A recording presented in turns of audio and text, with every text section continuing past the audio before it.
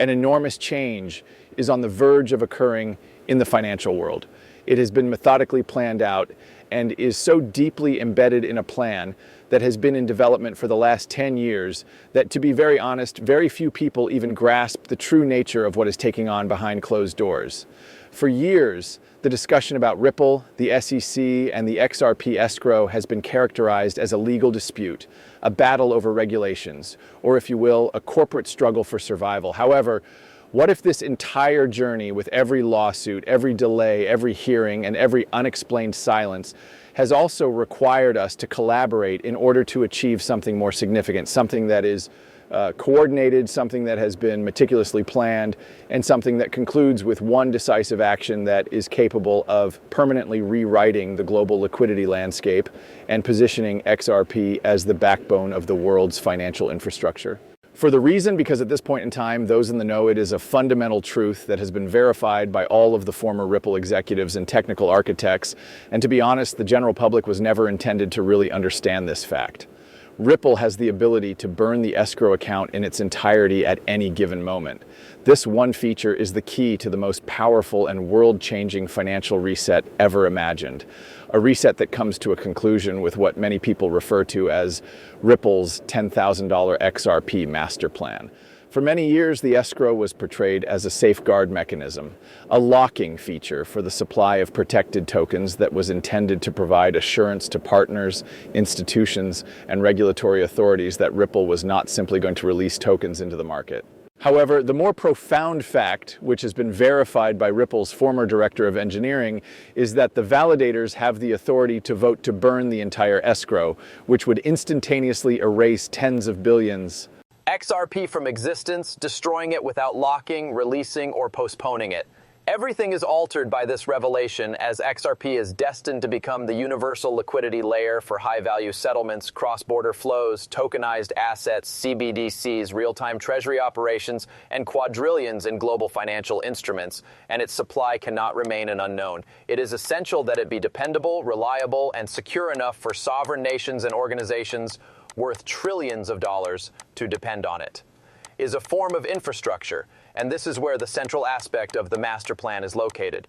The settlement with the Securities and Exchange Commission is not concerned with fines, regulations, or compliance. Rather, it is concerned with the availability of supply and certainty. The goal is to pave the road for XRP to serve as the benchmark for liquidity in the contemporary world.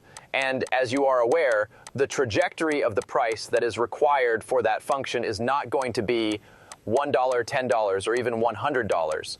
The figures expand tremendously when dealing with trillion-dollar corridors, linking tokenized real-world assets, providing liquidity for international settlement, and replacing pre-funded Nostro accounts. It is no longer simply a matter of conjecture, but rather it is the mathematically required valuation for operations on a worldwide scale, which is $10,000 per XRP. Ripple has actually been getting ready for this denouement for more than 10 years, even if the public is not aware of it. The case did not have any sort of a slowing effect. At the very least, it provided Ripple with the cover it needed to covertly establish alliances with central banks, governments, and financial institutions that would eventually demand XRP at a large scale. RippleNet transformed into the nervous system for the few too. Of cross-border value transfer as the world continued to debate the question of whether or not XRP was a security. The tokenization system became more robust, the private ledgers for CBDCs reached maturity, and the liquidity hub expanded in size. In the meantime, the escrow continued to be the sole unsolved issue that was holding XRP back. The presence of a barrier known as supply overhang was observed in every organization that was monitoring XRP, including banks, payment giants, and sovereign wealth funds. They had a single question to ask, but they were well aware of the technology, they appreciated the rapidity of settlement, and they were in agreement with the trajectory of regulation. What is the current status of the more than 50 billion XRP tokens that are still being held in escrow accounts? The master plan is the solution that has, for the first time, been placed on the table. The escrow is the very thing that the Securities and Exchange Commission has been using as a weapon, and Ripple's journey to achieve lasting regulatory clarity involves getting rid of it. Settling the case is not the only item involved in this process. And think of all the public relations issues this will bring. Picture the consequences in your mind. a historic settlement that includes Ripple's agreement to the ultimate regulatory categorization, worldwide clarity, and the green light for expansion, as well as Ripple's initiation of the validator-driven vote to burn the whole escrow. In return for these terms, the supply that had been sealed in place disappears completely in the span of a single night. 90% of the stock that has not yet been used up disappears. XRP is now considered to be one of the most scarce assets on the planet. Demand for it has skyrocketed due to its utility, and this has happened at the same time that institutions have begun to take an interest in it. All of a sudden, every nation, every financial institution, and every liquidity provider is required to purchase XRP in an open manner, near on the market, rather than through Ripple sales. The story takes a sudden and dramatic turn, switching from Ripple's control of the supply to the fact that XRP is currently the most limited institutional-grade liquidity asset that is available. This is the point at which the pricing dynamic reaches a level that is truly inevitable. This is due to the fact that the global financial system will be confronted with a supply problem that is unprecedented in modern history once the escrow burn is carried out.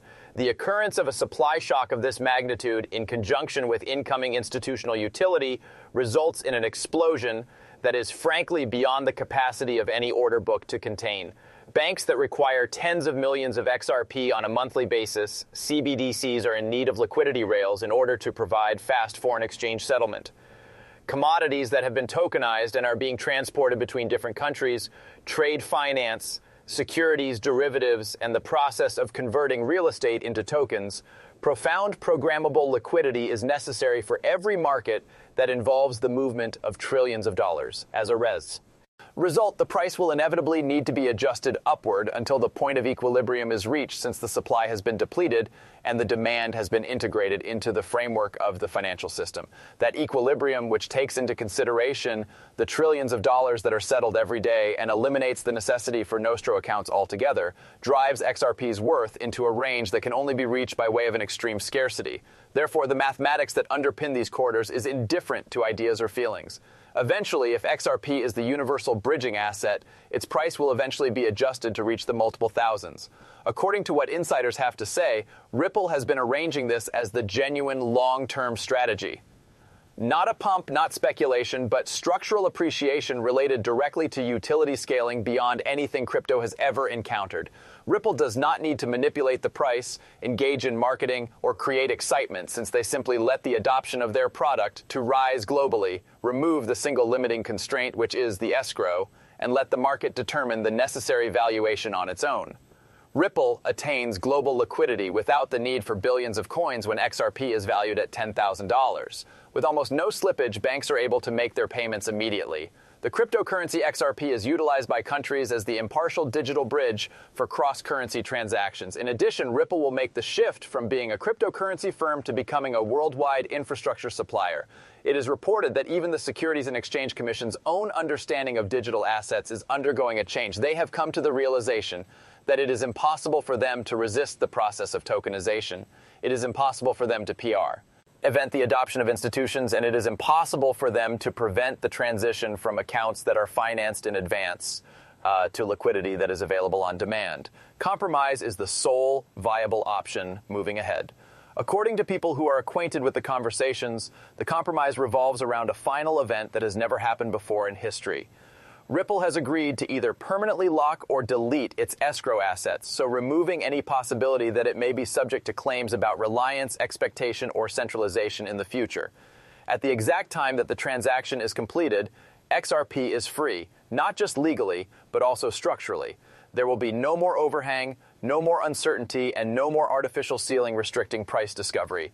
On a global scale, the liquidity pipeline is opened at that particular point in time. When the time comes to integrate XRP at the institutional level, regions such as Asia, the Middle East, Europe, and South America, which are already constructing tokenized settlement networks, will flip the switch. The Blaze acts as the catalyst, the settlement serves as the doorway, and the